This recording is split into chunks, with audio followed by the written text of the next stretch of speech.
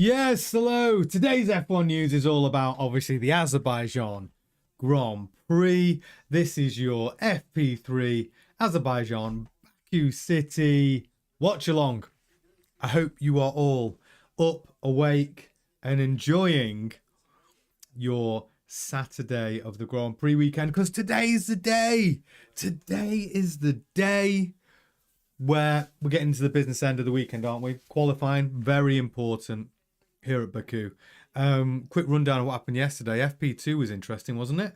Lewis Hamilton, P1, fastest. He had a really positive day, which is good to see, actually, after his season at Ferrari has not been exactly what he would have wanted. But, you know, he was just under 1/10 faster than Leclerc. And that's the most important thing I say all the time. What's the most important thing? Beat your teammate.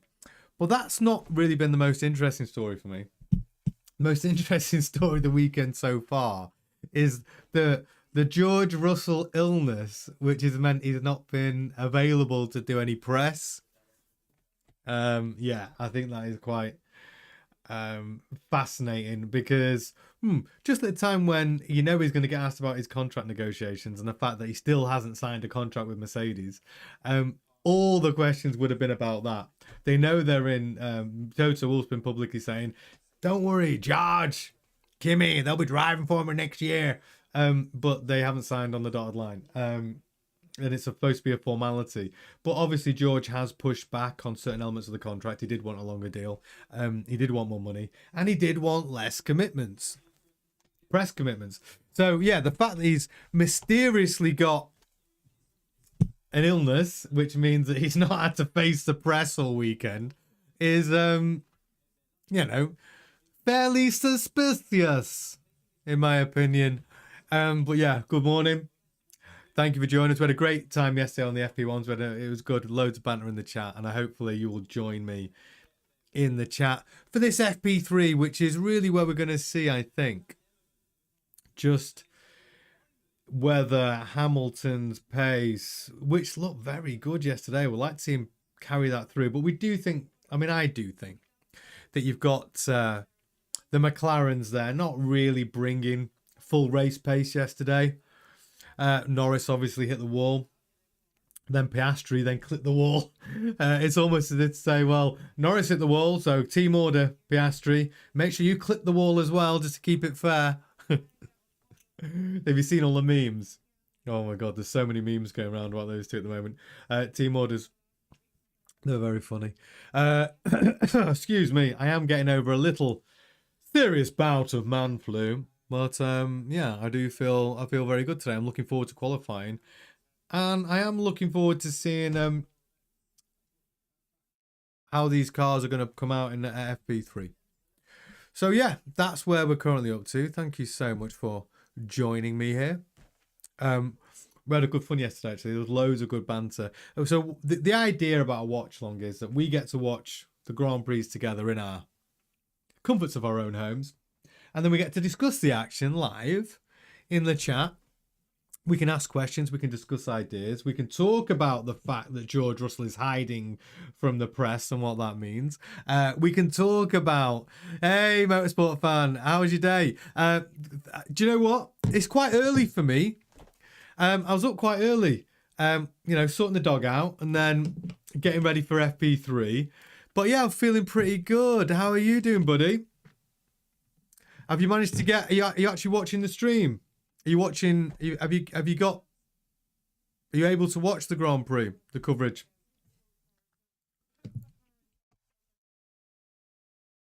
But the good thing is, there's no real commitments today other than enjoy the Grand Prix for me, buddy. I've just got to. Well, I'm gonna watch FP3. How long have you watched Formula 1, actually? Okay, motorsport fan. So let me tell you, whilst we're just kicking off and people are joining, I will tell you how I ended up being an F1 fan. So when I was younger, I always wanted to be a racing car driver. Um, but obviously, my family didn't have the resources in order to do that. So the next best thing for me was to drive RC cars. So I used to race radio controlled cars quite competitively when I was in my teenage years. Um, but all that time I was always an F1 fan. So I used to watch. I'm aging myself now, but I was watching F1 all the way back in the 80s. So you're talking about Nigel Mansell, Senna, Prost, Nelson Piquet, Nicky Lauda. Like, I remember these guys. I remember the red five on Nigel Mansell's Williams when he won the world championship. Damon Hill, David Coulthard. So, yeah, I've seen a lot of iterations of Formula One, and a lot of tragedies as well. I remember watching live Imola, Senna. The same weekend we lost Ratzenberger, wasn't it? Yeah, I remember all these races, um, growing through the sport. So yeah, a long time, a long time. What about you? There was a period actually though. I do remember that there was a period in my life where I fell out of love with the sport for a few years. Actually, probably in the probably yeah, exactly. Yeah, those cars were built by Adrian. That's the thing, Adrian Newey. When you think about how long he's been in the sport, all of his success, I don't know why every team on the planet isn't begging him to be, to giving them shares in the team. Lawrence Stroll, that was a master stroke. And here's the thing about Schumacher. I'm going to give you an interesting thing about Schumacher. So the reason why I think Schumacher was such a great world champion, not because he just won 7, but he won the world championship in cars against Newey cars, right? He didn't win it in a Newey car, did he?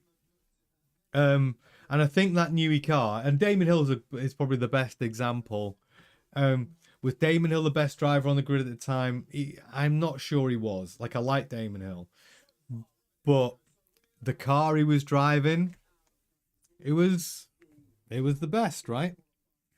So yeah. Okay, so you first started watching Formula One when they first came to my home track in Singapore, 2008. However, I do watch back to older seasons before 2008, and I still remember them clearly. Yeah, well, do you know what? If you want to watch any F1 races from the 80s, even, I mean, the 70s was just because obviously I have in my I didn't watch them live, obviously, but when I go back and watch some of the 70s F1 racing, you realize just how dangerous the sport was. Even getting into the 80s, they would lose drivers every year through accidents, like serious accidents, and you just realize just how dangerous the cars were back then. And what has been interesting is and welcomed is the safety within the car, the monocoque, even the introduction of the sort of I forget what they're called, but the halo's one thing, but the sort of protection around the neck has saved an awful lot of drivers. The way that the monocoque doesn't crumble anymore, like the cars now have become so safe on impact that drivers are walking away from accidents that they never would have done in the 70s and 80s, and even early 90s. And I think that's been a good evolution of the sport. The evolution of the sport that I'm not too fond of is the fact that, because cars are so software heavy, is the fact that the pit wall can almost retain so much control of the car over the driver. Now, I believe that really I like a sport where the driver makes the choices, the driver's in control, and that's what it used to be like in the 70s and 80s and 90s, really. And we're moving to a point now where, because they've got so many different technicians now controlling different parts of the car, that the car can be really controlled from the pit wall, and I'm not a massive fan of that. I like man machine, the talent of the man, the engineering of the machine, those two meet, and let's see if that man can drive that machine to and control the speed and can control the handling by use of his right foot, right? So they manage the car. And I think the sport's getting further and further away from. It's almost becoming like a pilot of an aeroplane where you've got all of these assisted features, and for me, it's losing the purity of the pinnacle of motorsport. That's just my view. I don't know if you share that view, but yeah, that's basically how I feel about the evolution of Formula One. But I tell you what, I was very excited. Yeah, I really enjoyed it yesterday. I was so pleased to see Hamilton put his Ferrari in P1 in FP2, and I'm really excited to see whether he's going to carry that pace into FP3. We know that obviously McLaren had a mare, Norris hit the wall, Piastri at the wall. They didn't put any times in yesterday, but I think they need to put a marker down today. I still think they're going to be quick. I still think they're going to be the faster two cars. But I did make a prediction that I thought Leclerc had an out, because he's put this car on pole, the Ferrari on pole 4 times in recent years. And this track is so difficult to overtake. I do think that if Ferrari, and I mean, now I'm thinking even Hamilton, they can put that car on the front row of the grid, we could see Ferrari podium. Dare I say it, even a win if the race works out that way. And I think I thought it was going to be Leclerc. I still think it's probably Leclerc's got the best chance for Ferrari to get a win, but it would be amazing because that Ferrari is not the best car on the grid, as we all know. But Piastri and Norris obviously fighting it out at the top. Piastri's still my tip. I said it at the start of the season, actually. I backed Piastri to be my world champion this year. Norris second, and I'm still backing him. Obviously, he's got that 30-point lead over Norris. Oh, we did. Yeah, that's true. There has been some close calls, but the safety has got so much better. It's still not 100% safe. Depending on the accident, obviously, people could get seriously hurt. But on the whole, the sport is so much safer. I mean, the interesting thing for me is the debate about tracks. Now, this is where it becomes about the skill of a driver. They say some tracks, they are unable to cater for the high speeds. Well, surely that's not a track issue. That's a driver issue. Like, no matter how difficult the track is and how complicated the track is, how narrow, camber, twists and turns, even if you built a car that can do 400 miles an hour down the straight, surely the whole goal is to build the fastest car possible, and then it's the driver's goal to get that car around whichever track that's put in front of them. Surely that's really what we're saying. Like, I don't believe in nannying the driver. I believe the driver's skill is what will get that car around any track. Good day. How you doing, Raiden? Nice to see you, brother. Thank you for joining us. P3 just getting underway. But yeah, I'm of the belief that regardless of any track in the world, regardless of how fast somebody's built a car, it's the driver's job to control that speed with his right foot. We have corners, that it's a natural way of slowing the cars down, and your job is to pilot the car around that very difficult track as fast as you can with the machinery that you have. And just because the car's capable of doing, let's say, 400 miles an hour down the straight, it's up to you whether you use it. Now, I believe in that. Now, I might sound a little bit reckless if that's my belief, which is why I don't like all too much regulation for the teams. I like the teams to be able to go and cook, build the fastest car, be, absolutely creative in your technological advancements of your cars, and put a pilot behind it and go, right, go and tame that beast, drive that car around the track.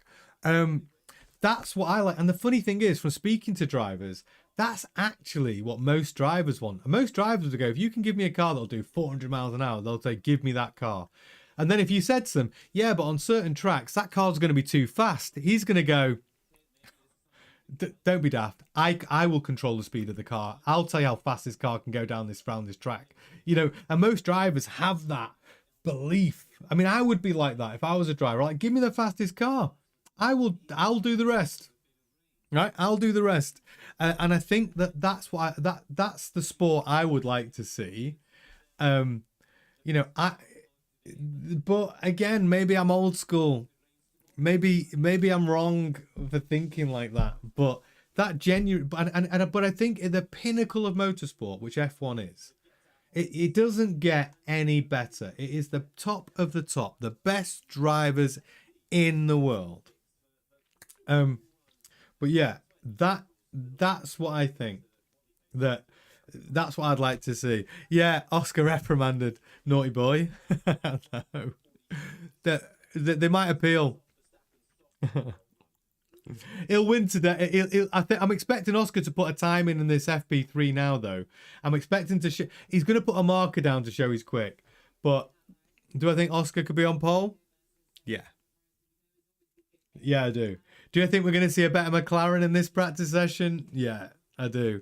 I think in FP1 and 2, they're finding the limits of the car and the limits of the track. And this track is so unforgiving. Let me just bring up the track for you, just to give you a quick reminder of the circuit.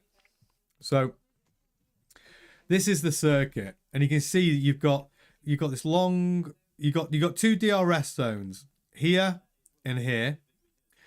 I don't know if you can see my mouse on the screen, here and here. So you got this long straight, which is where most of the overtaking will take place, and then you come into sector 2 here, which is the old town, where you're very, very narrow. And when you come up past the monument, you're really up to wow, well, you're really coming through this section. It's 25 feet wide. It's very, very narrow. But yeah, so sector 1, sector 2, sector 3, this long straight. It is a great track. It's fast. I do love street circuits. Tell me what you think. Do you like a street circuit, guys? I like a street circuit. I do. I think it's exciting. I think it's hard. It is very, very difficult to overtake, obviously. But do I like the spectacle of a street circuit? Yeah, I do. I do. So yeah, it's great seeing the cars go through, like, you know, past 12th century monuments. Oh, Gemma, love it. You love a street circuit, Gemma, dear. Nice to have you in the chat. Hey, yeah, look at it. I don't know if you can see the footage now, but they're taking you through the track on the F1 footage, and you can just see how narrow it is. And you've got walls. The walls are right on the track. There is no possibility to ride the corners, to ride the curbs. You're going to be in the wall. It's an incredible track, but hopefully we're gonna. It takes magical overtaking maneuvers, so hopefully we're going to see some of those. So I did a preview show. I don't know if any of you saw it. Oh, so Motorsport fan, great question. Would you want a 12th team entering onto the Formula 1 grid in the future? Hell yes, I do. More cars, more teams. I think it's good for the sport. I think because of the boom time in F1, that I think it's a great time to get into the F1 business. We're growing. The sport is growing significantly in the United States. And I think that it's a great time to be in the F1 business. I really do. And the events are becoming bigger and bigger spectacles. There's more money coming into the sport than ever. And yeah, if I had £1 billion, yeah, I'd want that 12th spot on the F1 team. 24 cars on the grid would be fantastic. I tell you what I don't agree with, though, Motorsport fan, while we're on this point, I don't believe any manufacturer should basically have two teams on the grid. I completely disagree with the fact that Red Bull control two teams. because they effectively have 4 cars on the grid that they can influence the outcome of a race. How's that fair? And the FIA say that they can't do that. There's legislation in place that they can't share data and they can't have team orders across the teams. Well, okay. Well, then how can Red Bull suddenly decide that they're taking the Racing Bulls driver at any point in the season when they want? They have control of that team. And you're telling me that they won't use back channels to say, hey, if it's a pinnacle moment of the season and it's Red Bull versus Ferrari and they need a favour from their Racing Bulls driver to hold up Lewis Hamilton or Charles Leclerc, you don't think that would happen? Yeah, it's going to happen. It's going to happen. And the integrity of the sport is in question. I think a team, you can have one team and it should be completely autonomous, right? I don't believe that any manufacturer should have 2 teams effectively on the grid. I agree you should have an F2 team and an F3 team. That's your feeder team to F1. But to basically have 2 teams on the F1 grid, I'm completely against that. But yeah, 12th team would be great. A few weeks ago, I saw many rumours, even from other official motorsports like Planet F1, mentioning about Q80 investor aiming for 2027 F1 entry with a Yes, the Caterham name. I'm here for that. I'm here for it. Yeah, I read the same articles. I've got a website called F1GRANDSTAND.com where we aggregate a lot of news. We take a lot of news feeds, and I read the same article on Planet F1, and yeah, it's Caterham. Why not bring them back, and why not bring the oil money in? You know, they've got more money than God. Why not bring it into F1? But the weird thing is, actually getting an F1 team or being allowed to have an F1 team is not as easy as you think. It's not just about money. Brand is important to F1. So Caterham is a brand I think they'd take. There's a few brands that I think would be good in F1. You know, Porsche haven't got a team in F1. Now, someone's going to get in the chat and tell me why that is. There's probably a reason for that. I'm actually unsure. I could Google it and find out, but I don't. You probably know more than me. But Porsche are not in F1. I know Audi are in F1 and they're all part of the same VW group. Lamborghini are not in F1. And again, they're part of VW. So Audi's the brand that are coming in and taking over Sauber. And I'm sure Audi will have access to a lot of the knowledge from these other sister companies within their group. But yeah, but why are Porsche not in F1? They're in every other discipline of motorsport.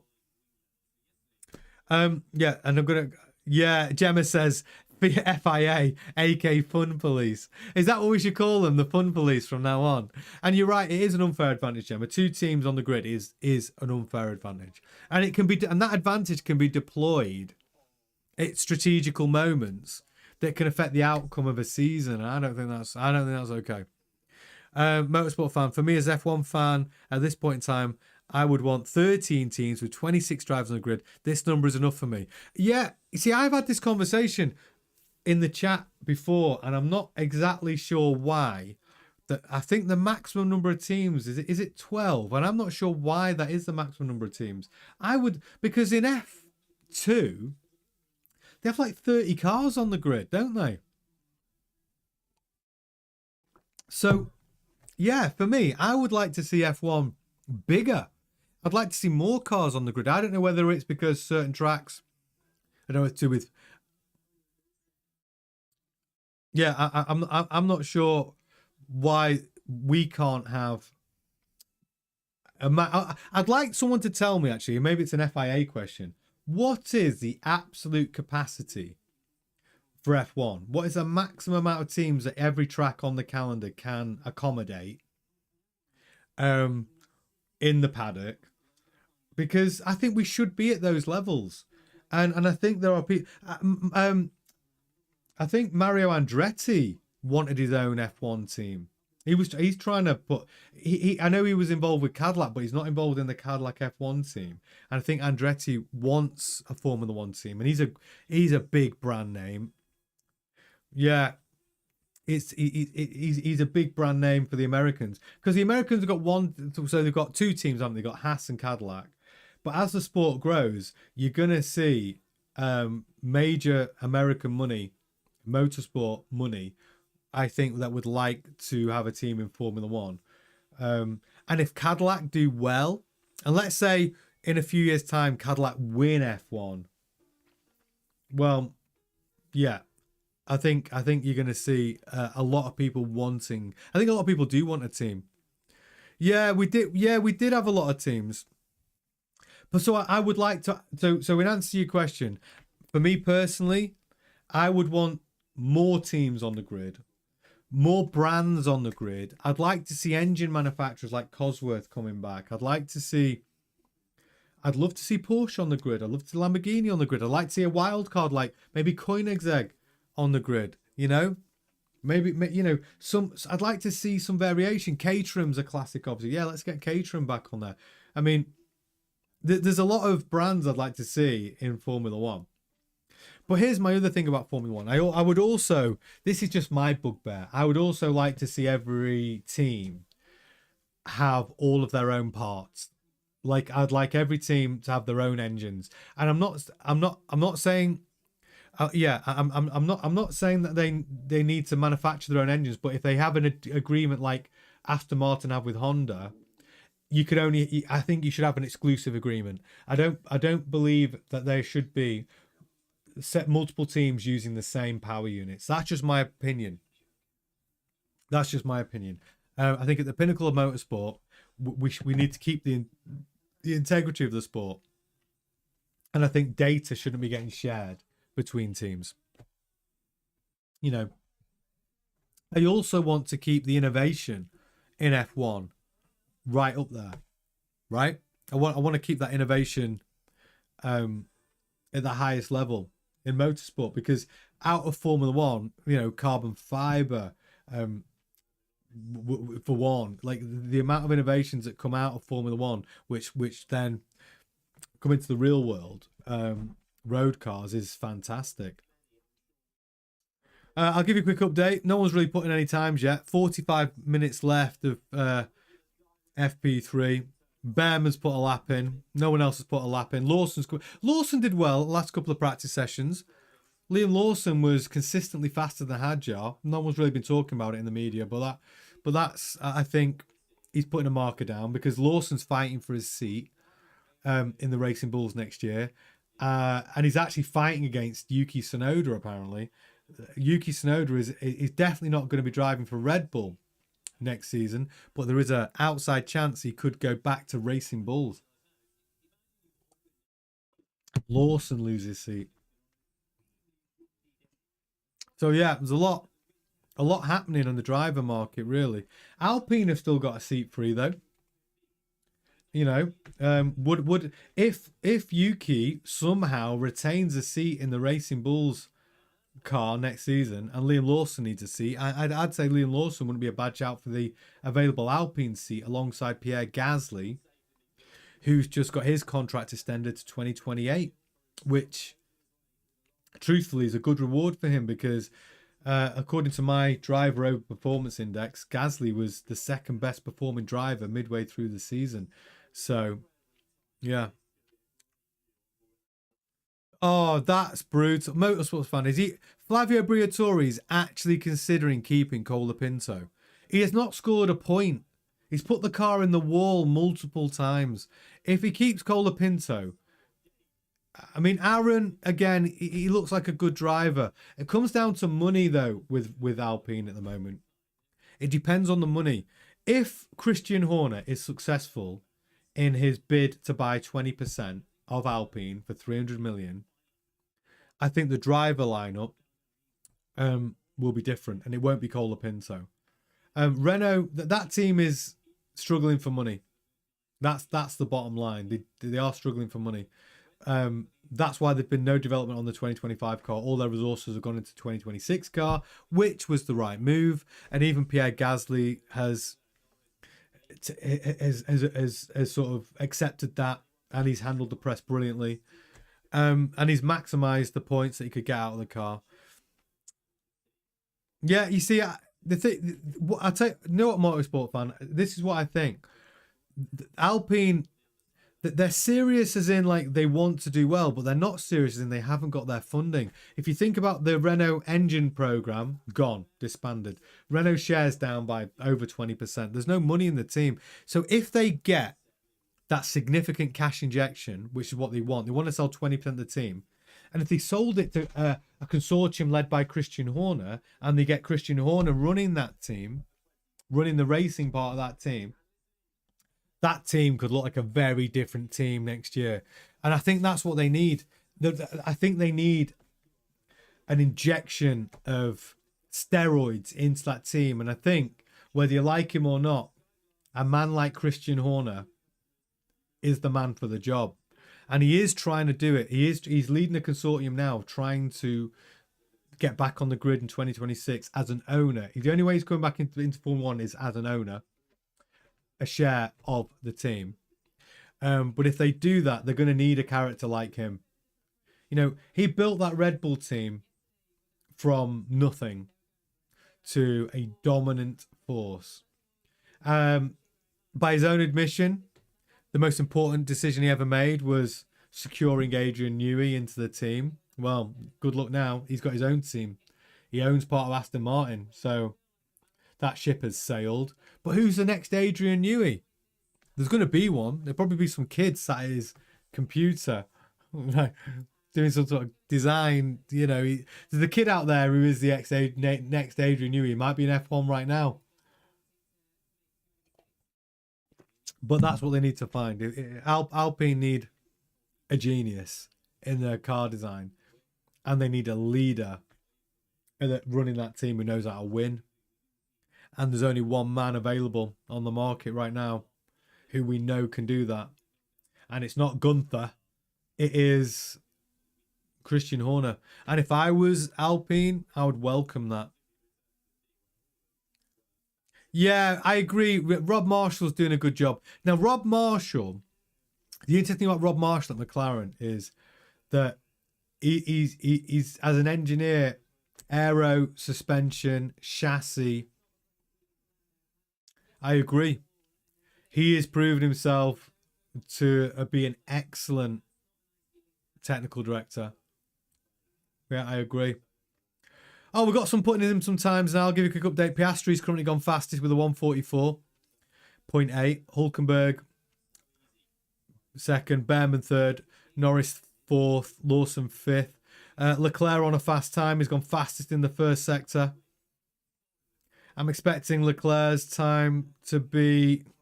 Piastri is still P1. I'm expecting Leclerc's time to pit Piastri, maybe a 143. Hamilton's gone P5. They're out on the softs. Hamilton's best time was on the mediums yesterday.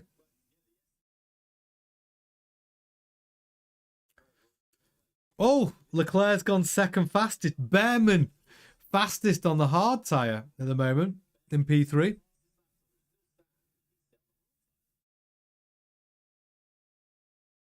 That's interesting. The medium tyre looked like it's the fastest choice, actually, yesterday.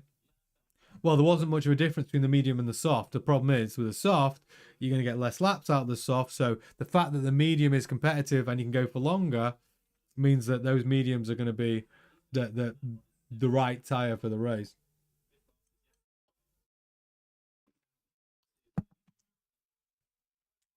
Tsunoda, second fastest at this juncture. 38 minutes to go. Behrman still at the top there. No times yet from Hadjar, Ocon, Sainz, Albon, Antonelli, Verstappen, or Russell.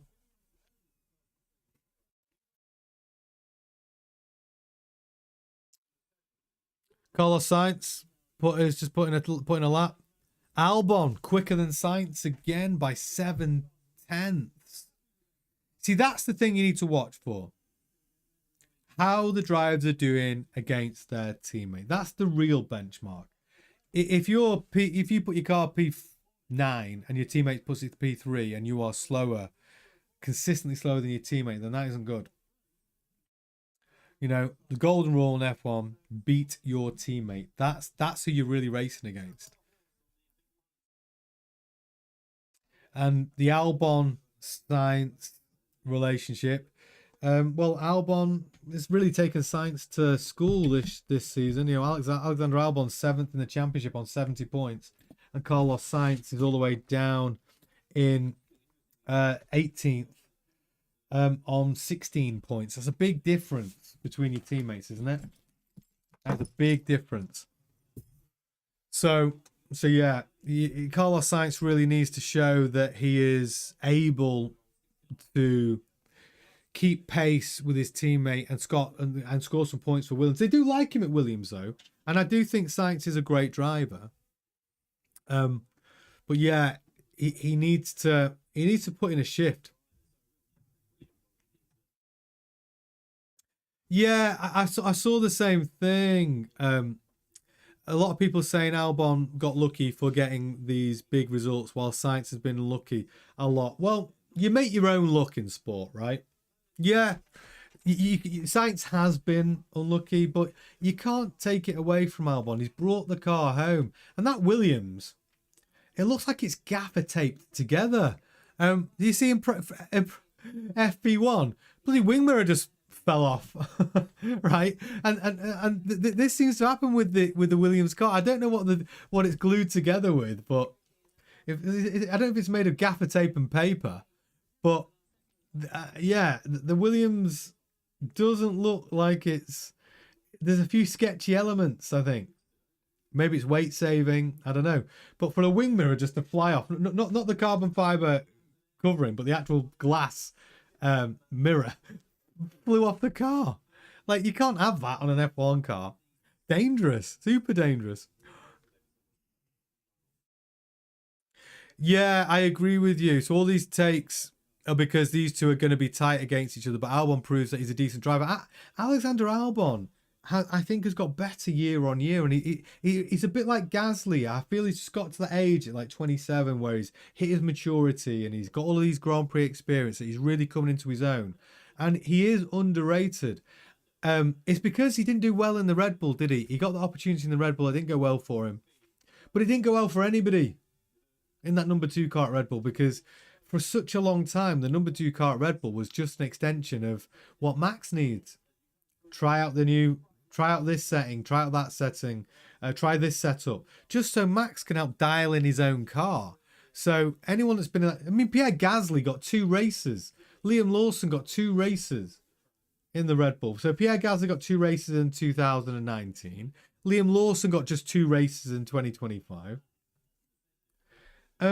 It's a poison chalice, that number 2 seat. The only one that's made that number 2 seat work was Perez. And even then, when they released him from his contract, he wasn't going well for him. But the politics behind what was going on for Perez, and then Perez got thrown to the wolves, as in, oh, Perez is too old, he's lost it. That wasn't the case. He was just used as the number 2 driver. He wasn't getting the same car as Max. He wasn't getting the same upgrades as Max, and they were using his cars to help Max get the setup. So you can't do that to your number 2 driver. You need 2 cars to win a Constructors' Championship. You know, it's very hard to do it with just one driver. Motorsport fan says, I still remember many people say Sainz will spank Albon, which can only laugh because so many people underestimate Albon's talent and ability. Do you know what? When I heard Sainz had chosen Williams when he left Ferrari and had other options on the table, but it was Williams that he chose, my immediate thought was he would become the number 1 driver at Williams, because Sainz did well at Ferrari.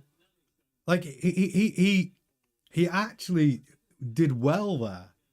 And that pairing of Sainz and Leclerc was very good.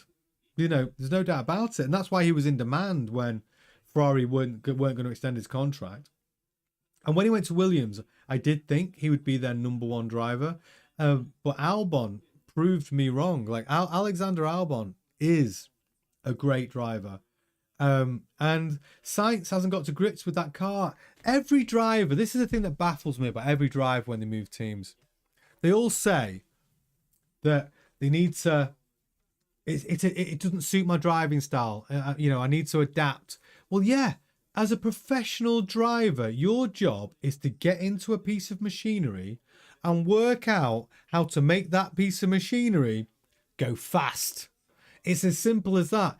And yes, you need to adjust, right? If you see your, like Hamilton and Leclerc is a great example. You see your teammate put that car, that Ferrari on pole position, and you don't even make it into Q3, you do have to have a word with yourself. You go, okay, so that machinery is capable of P1. What can I do to get that car to P1? And that is the job of a professional racing driver. You do have to adapt. The best drivers ever lived can adapt. But then you also have to have the vocabulary with your engineers of how to set up the car. So, so you find the balance between what the variables on the car are to adjust to you and you adjusting to the car. And that's where you meet. And that's the optimum place for the car, for you and the car. But you cannot be rigid and say, this is how I drive, bend the car to me, because at that point the car's already been developed. You have to, that adapting process is for the variables on the car that you can change and what you need to change in your driving to make sure you can get the best out of the car. And that should happen quickly. The best drivers can do that quickly. So I'm not a big fan of this, taking a whole season to say no, the car doesn't suit me. Well, look, you adapt quickly. That's my view. I'm pretty harsh when it comes to this, but I don't know what you think. But I have quite a harsh view on it. Sorry, I have to off my lockets because my throat's sore and I'm still getting over a terrible bout of man flu. I'm not moaning about it though. Okay, so we're halfway through. 30 minutes in. Let's see where we're at. Hamilton, P1. Leclerc, P2. Verstappen, P3. Hadjar, P4. Albon, P5. Norris, P6. Tsunoda, P7. Lawson, P8. Antonelli, P9. Hulkenberg, P10. Behrman, P11. Alonso, P12. Piastri, P13. Stroll's just gone P12. Faster than Alonso. Pipping his teammate by 0.2. Sainz down in P15. Just been talking about him. Ocon P16. Russell P17. That hasn't put a lap in yet. Gasly 18. Colapinto 19. And Bortoletto 20. Piastri's just on quickest. Put a marker down in a 142. We started this session. Drivers doing 144s. Piastri down into 142 on the softs.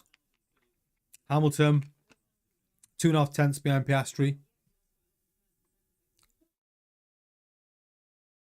But they're going to try and cram in. They're going to try and get some good laps in our last half an hour. So this is where we'll get a little bit more exciting.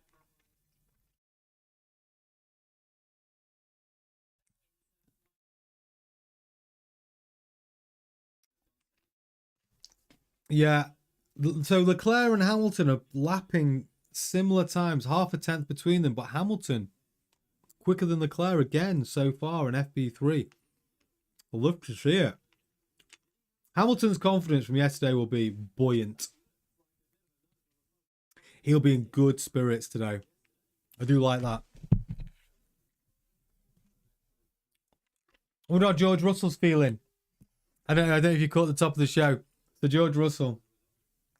Carlos Sainz just missing the wall there. That was close. He was nearly out. He clipped the wall. That's it. Practice over. Bortoletto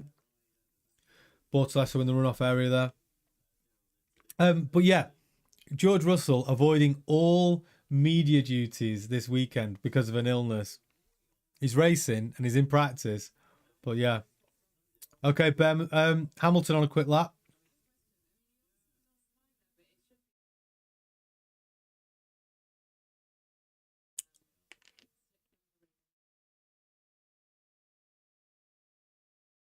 See what he does. He's currently P3. Oh, Sainz putting a quick lap. P2. Faster than Albon by 7 tenths on the softs.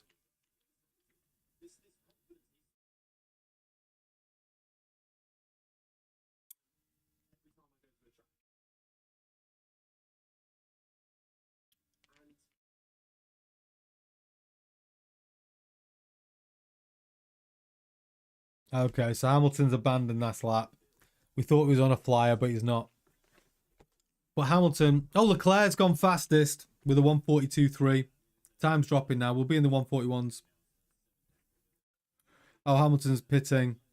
So still 27 minutes left. We've got change of order. Leclerc, P1, Piastri, P2. Sainz up there, P3. Hamilton, P4. In the pits. Quick pit stop for Hamilton. In and out. Oof. If you're watching what I'm watching, Hamilton just millimeters away from the wall. Gosh. We saw Carlos Sainz do it a moment before. Clip the... It's so unforgiving, this track. Hit the wall, clip the wall, and it's problems. I mean, it is problems. But they are finding the limits for... Qualifying is going to be great, by the way. Make sure you come back for qualifying in a couple of hours' time at 1 o'clock. I think it's 1 o'clock. Let me just check. It's 1 o'clock. Qualifying is 1 till 2, so we've got an hour. We've got to watch that together. It's going to be, I think it's going to be good.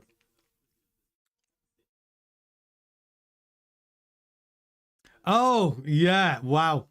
I agree, motorsport fan. So during the time when Mercedes were dominating the F1 Championship, I was really enjoying when watching Perez keep dragging that Force India Racing Point to unexpected positions, including his podium finishes. Exactly.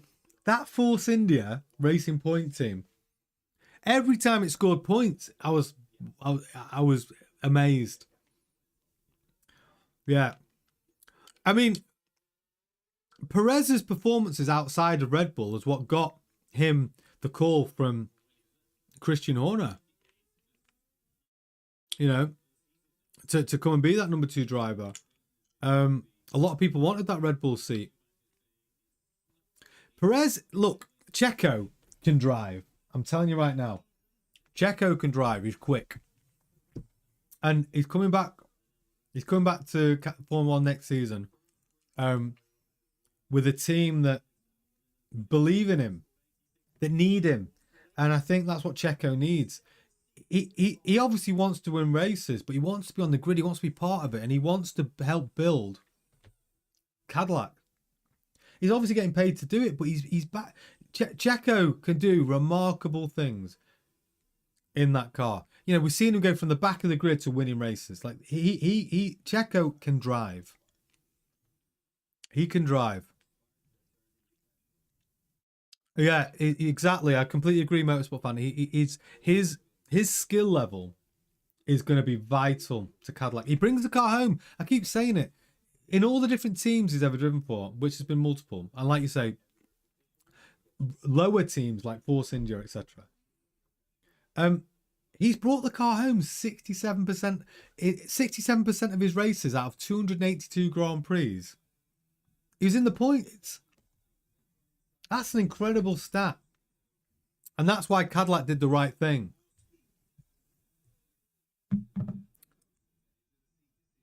He did. He got three podiums. The Sauber. Like, I'm not... Checo is quick. Like, Bottas is quick as well. I mean, Bottas is no slouch. So, yeah, for those 2 drivers in a Cadillac next season were exactly the right choice. It's exactly the right choice. Sit down, buddy. My dog just... he's on the stream. But yeah, they were the right choices for Cadillac, for sure. But this Grand Prix is looking like an exciting one for me. I'm looking forward to it. I can't wait for qualifying, because I think we really could be looking at Hamilton, Leclerc battling out at the top with the McLarens, keeping the McLarens honest. Verstappen, you can't rule him out though, can you? You know, he's sort of been steady over practice sessions, FP1, FP2, FP3. We've not even seen him put a quick time in yet. Yeah, I agree, motorsport fan. Cadillac have done the right choice, made the right choice for their 1 and 2 drivers. 100%. 100%. And also what Cadillac need to do as well it's not just about building a car, getting into F1, and being on the grid. Hey, buddy. It's also it's also they've got to build their community, their fan base. Now, Cadillac are going to bring a lot of fans because of the name, but they're going to need drivers that the fans enjoy, not just from their results on the track, but what you get with Bottas, especially, is he's great with the media. He is box office when he's on chat shows. His Instagram alone is box office. So Cadillac are bringing that as well. They've got all this added value. He's likable. So yeah, it was absolutely the right move. Absolutely the right move. And it's funny because our sources, Tubby George, our man on the grid, yeah, I broke a story on I think it was like the 18th or 13th or 18th, I can't remember, July, where I said Bottas and Perez are going to be your drivers, and the fact that Bottas did a handshake deal with Cadillac at Silverstone because our guy was in the paddock, and we got some really good scoop, and people say, "No, you don't know," and then it turned out that we were absolutely correct, and we were the first ones to break it. It was really quite cool because our channel had only been going a couple of weeks, and we'd literally just started, so that was really cool. That was really cool. Gemma says he's a sponsor's dream. Yeah, yeah, and Colton Herta as their number 3 driver would be a good move because, excuse me, sorry, I've had my throat lozenge now. Sorry about that. Yeah, so Colton Herta, the fact that he's leaving IndyCar to race in F2 to get his super license points, he's only doing that because he's got a pathway to F1, right? And we can't forget that he's had some success, like winning Daytona, winning in the Indianapolis 500. You know, he's got some pedigree, and he showed such pedigree at a young age, and now he's got the experience. He's not had a great season in IndyCar. If he'd finished 3rd or higher in the IndyCar Championship, he would have got enough super license points to race in F1, but that's not going to happen. He's not had a good season. So, but yeah, putting him as your number 3 driver, getting him the required super license points so he can drive following season maybe is a good move. I think it's between. I thought they'd be looking at Jack Crawford, to be fair, because Jack Crawford did show some good. He won his F2 race at Silverstone, and then he's gone off the boil a bit. It looked quite good, I think, yesterday. But we'll see. We'll see the F2 race and see how he gets on. But he could put himself back in contention if he gets some race wins in F2, because he talks very well, Jack Crawford. He brings some good money, so yeah, it's possible. We've got Verstappen. I'm just going to give you a quick update. Verstappen's gone fastest of all in that first sector. Looks like Verstappen's putting down a marker now with 20 minutes to go in FP3. Currently, Leclerc is P1. Verstappen on the lap. He's gone fastest in the first sector. Is he fastest in the second sector?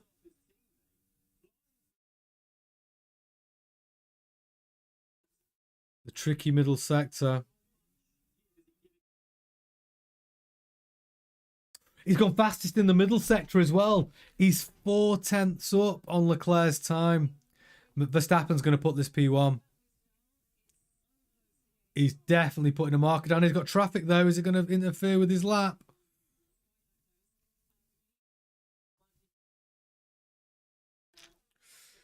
Okay, let's see what his time is. He's got a little bit of clean airs in a slipstream. Yeah, he's gone fastest with a 1:41.7. 6/10 faster than Leclerc's current P2 lap. So Verstappen putting down a marker. Yeah, Kamara and Boyer. Yeah, they're doing pretty well in F2, aren't they? They qualify well, those guys.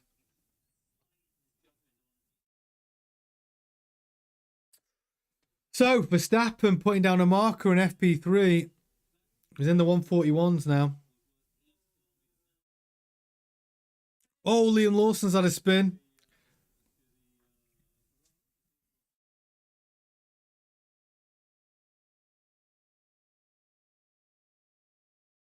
Oh, wow. Liam Lawson lost it. He's pushing it to the ragged edge, but he didn't hit the wall. Car's in good nick. He just a spin. Caught it well. He caught that spin well, to be fair. No damage to the car. You do not want to be damaging your car in FP3 this close to qualifying. The last thing you need is to be putting it in the wall. And gosh, there's some tight sections. Just 25 feet wide in some sections.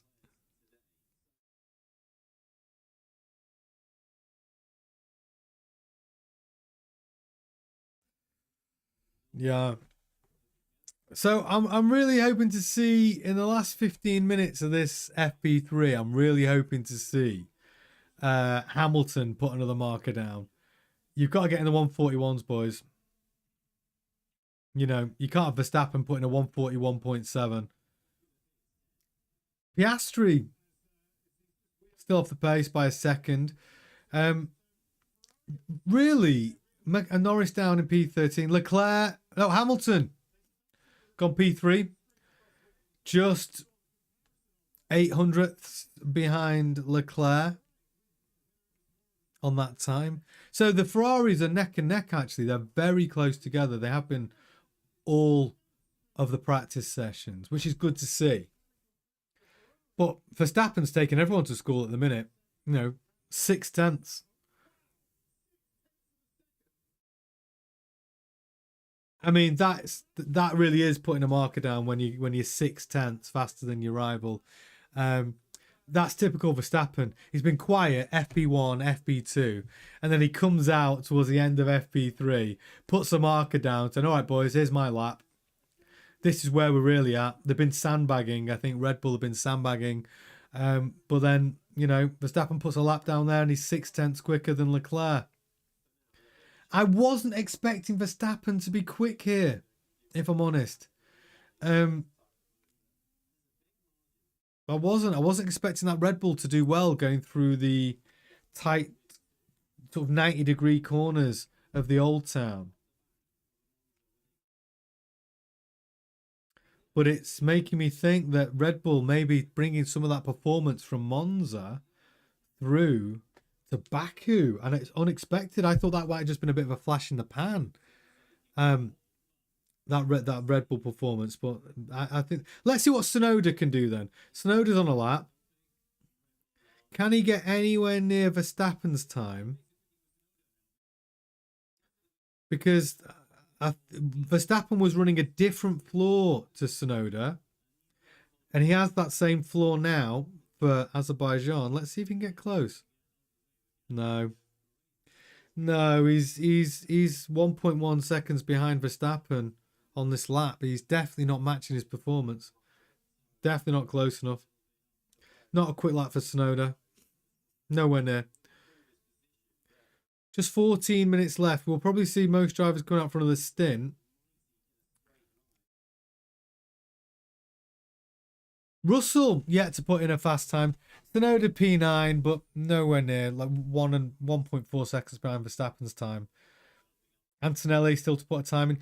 Carlos Sainz still quicker than Albon by, gosh, 300ths. Yeah, I think Motorsport fan, I see, but I think at this point it's insane that we're still seeing Alonso, Hamilton, and Hulkenberg still driving F1 cars.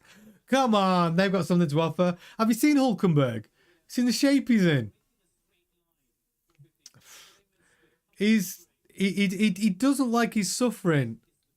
How old is Hulkenberg now? Is he 40? So is Hulkenberg 40? Is he like 39? But he looks in good nick. It's Alonso the one for me, because Alonso is he he had a back problem, didn't he? In was it Hungary? And as soon as you start getting, getting back issues in a Formula One car, then you're driving hurt. That's going to affect your time. But the thing about Alonso is he's consistently quicker than Stroll, isn't he? And he is a good driver. Like Alonso is a top tier driver. Is he? Has he lost a tenth? Now he's 44, probably. But has he gained with his experience and his choices he makes in an F1 car because of that experience? Does it mean he scores more points because he keeps the car on the tarmac? As long as he doesn't get like a random failure like he did in Monza, where gravel hit his suspension the first couple of laps. Gravel flicked up and damaged the suspension and it caused him a suspension failure. I mean, that was a freaking incident. But Alonso, on the whole, you can say is a driver you'd still want in your team. I don't think after next year. I think next year is going to be a swan song in the Adrian Newey car. I think even he knows that. And maybe it's Hamilton's last year too, although he does have an option to extend it for another year to 2027. That's in his deal. He's got a weird contract clause, Hamilton, where if he decides to stay, not the other way around, if he decides to stay at Ferrari for another year, he can execute his right to extend. That's crazy. That's crazy because it's always normally the team's right to choose whether to extend you. But yeah, they are all. I think they are all performing like, they are all. They're fighters, aren't they? Hamilton has proven, I think, even just yesterday, that he's here to fight. He's not here to make up the numbers. He wants that 8th world title, and he wants it in a Ferrari. But who's he got to beat first? Yeah, he's got to beat Leclerc, right? It's all good wanting that world title, but you're never going to win it if you can't beat your teammate.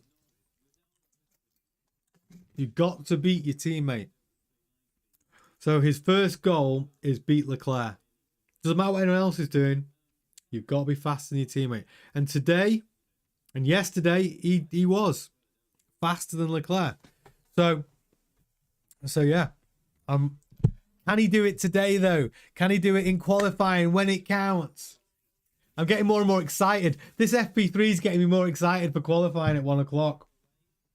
It's getting me warmed up. Yeah, I agree with you, Motorsport fan. Hamilton needs to hope that Ferrari doesn't falter again, because Ferrari haven't won anything for so long. They've won races and been amongst top teams, but failed to complete the mission. But you've got to remember, before Michael Schumacher brought Ferrari that world championship, and was it 2004? I want to say it was the same thing. Ferrari just not it. Moments of brilliance and beauty and elegance, but yeah, didn't complete the mission. And when Schumacher won in that Ferrari wasn't the best car on the grid, but Schumacher was the difference. And I think they thought that maybe Hamilton could do that for them. If we don't give the best car on the grid, but we've got arguably one of the best drivers in the world in Hamilton, maybe he can be the difference. They need to bring a better car for 2026, and they need to bring a better everything, right? Everything needs to be better. That 2026 car needs to be great. But it's worrying. The 2026 car is worrying me because you've got their lead engineer, Zimmerman and Schmidt, I think they're called, leaving the engine program when they were leading the development engine program to go and join Audi before their engine has actually seen the light of day. Now, if I designed the best power unit in the world and I knew I was going to absolutely kick ass in the 2026 season, I'm not going anywhere because I want the credit for that. I want, yeah, that's my engine. I was the lead engineer on that. Look how brilliant it is. My value in the market goes through the roof if I want to move teams. But they jumped ship to Audi before anyone's seen that engine. And they also let slip that that engine has not even been on a bench or a dyno. So they don't. So there's obviously major problems with the development of the power unit for 2026 at Ferrari. So again, these are massive question marks about the Ferrari package for 2026. So I don't know. I don't know. I want them to bring. I want the romantic. I want the. I have a romantic view of Ferrari. Like if I had a car in my garage, and the one car I'd want more than anything else would be a Ferrari. You know, there's something just. It's a Ferrari. So yeah, of course.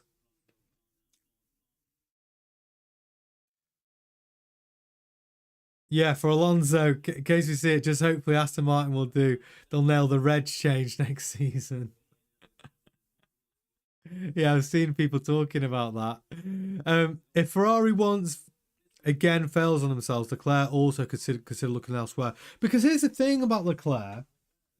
Leclerc is a top tier driver. Like he's a god tier driver currently in F1. He is. But he loves Ferrari. His goal is to win in a Ferrari. Will he move teams?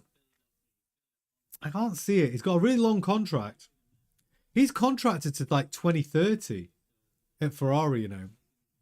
He's got a really long contract at Ferrari. Is it 2029 or 2030? Yeah, he is Ferrari's golden boy. Which is why I found it a bit weird with this Hamilton situation. Because, you know, they know Leclerc is their golden boy. They're Ferrari through and through. Cut me in half, it says Ferrari. Yeah, it's okay, 2029. So he's got a long contract at Ferrari. So he's their golden boy. Yet they bring in Lewis Hamilton on a huge contract. And Hamilton wants to be world champion. But who would Ferrari really prefer to be the driver's champion? I think they'd prefer it to be Leclerc. And I think they'd like Hamilton to do well, obviously. But that's obviously good for the team, right? If you have Leclerc and Hamilton fighting out for the world championship and Leclerc wins it and Hamilton second, well, at least Ferrari are winning the constructors. And that's what I think they'd prefer. Oh, Lando Norris putting a good time. He's putting a 141.2. P1. Verstappen P2. Albon P3. Antonelli P4. Russell P5. Antonelli quicker than Russell so far. Leclerc P6. Hamilton P7. Hulkenberg P8. Behrman P9. Sainz down in P10. Piastri P11. Still not putting a quick lap all weekend so far. Hadjar P12. Tsunoda P13. Lawson P14. Colapinto P15. Ocon P16. Stroll P17. God, these Aston Martins are not working well here at all. Alonso P18. Bortoletto P19. Gasly P20. Hasn't really put in a flying lap yet. Just 4 minutes left. Piastri's put in his first quick lap of the weekend. He's gone P2. 4 minutes left. I'd like to see Leclerc and Hamilton's times. Verstappen currently fastest. Oh, he's gone P2. Antonelli P4. Antonelli's showing a little bit of pace in this last practice session of the weekend.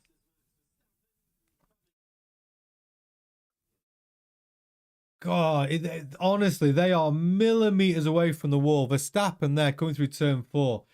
Just millimeters away from the unforgiving walls of Baku.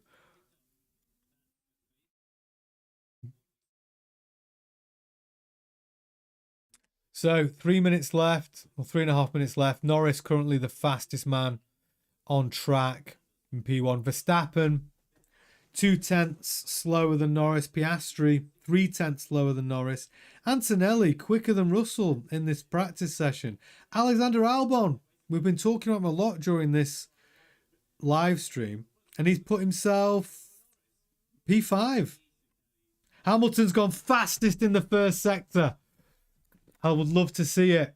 Let's see Hamilton put in a quick lap here. Put his marker down. He's on the soft tyre. He's lost a couple of tenths there in the second sector.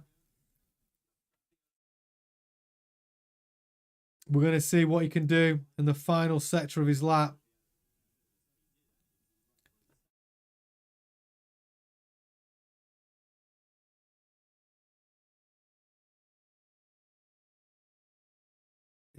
How quick? Hamilton P3. Not bad. Just 2.5 tenths behind Norris, but that is not bad. He's putting a pretty quick time. 2 minutes left. Has Leclerc got anything? Is he on a fast lap? I mean, it's good pace from Hamilton. It's really setting up qualifying really nicely at 1 o'clock. Go back to the chat. Motorsport fan, Aston Martin knew this is going to be a bad track for them based on the characteristics of the AMR25. So expect Vegas to be the same case, but could be different because of temperature and climate change. Yeah. The Aston Martin, though, we've seen all these signs of improvement, haven't we, since the upgrade at Silverstone. But you're right, certain tracks, the street circuits maybe not good for Aston Martin. The sort of lower downforce tracks, not ideal. I can't see that. I mean, they're not having a good weekend, are they, so far? They're not showing any real pace. Liam Lawson's just putting the time, though. He's gone P8, faster than Leclerc. There's only 1 minute left, so we'll just see who's going to be completing their quick laps. But it really is looking like the qualifying session is going to be a good one. It really is going to be quite exciting, I think.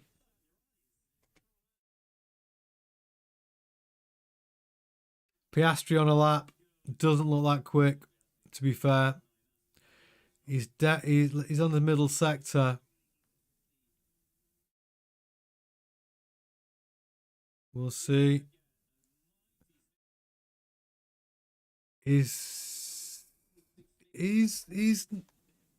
He could improve. He's P4 at the moment. 13 seconds of regulation time for FP3. Drivers will obviously get to complete their laps. Piastri on a lap now. Antonelli's also on a lap. Oh, so Piastri just pipped Hamilton there by 200ths to put him in P3. So Hamilton finishes session P4. Antonelli on a lap. P5. Antonelli been quicker than Russell today. Russell P8 in FP3. Antonelli just completing his final lap of the session. Is he going to improve? Is he going to improve? No. Stays P5 behind Hamilton. So your order's looking like this. Norris, Verstappen, Piastri, Hamilton, Antonelli, Albon. Russell's on a lap.